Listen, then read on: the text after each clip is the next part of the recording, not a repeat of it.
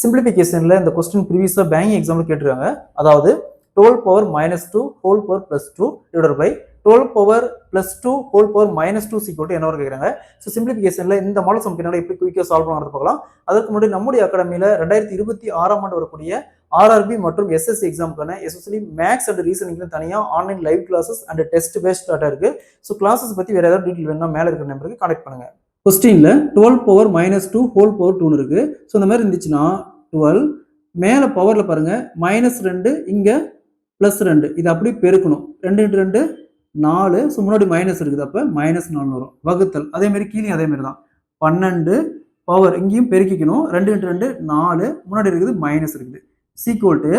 So பாருங்க இது ஆக்சுவலாக பார்த்தோம்னா a power m divided by a power n equal to a power m minus n எழுதலாம். அது பாருங்க ரெண்டுமே பேஸ் வேல்யூ காமனாக இருக்கு. ஸோ இந்த ஈக்குவேஷனை இந்த ஃபார்முலா படி எழுதுனா வரும் 12 பவர் -4 இருக்குது. நெக்ஸ்ட் மைனஸ் இந்த மைனஸ்க்கு மைனஸ் இன்ட்டு. ஸோ இது அப்படியே மேலே கொண்டாங்க. இங்கே என்ன இருக்குது -4 இருக்குது -4 equal to 12 power -4 minus into minus plus, அப்போ +4 சீக்வல் டு 12 பவர் 0 வரும். 4க்கு 4 அப்படியே போயிடும் சரிங்களா. -4 +4 போயிடும். 12 power 0. So anything power 0 equal to 1. So answer will be 1. Option D is the correct answer. இதே மாதிரி இருந்தால் பாருங்க 10 power -4 whole power -2 divided by 10 power -2 whole power -3 equal to என்ன வரும் கேட்குறாங்க. இதே மாதிரி தான் இந்த சம் சால்வ் பண்ணிக்கிற ஆன்சரை கமெண்ட்ல போடுங்க.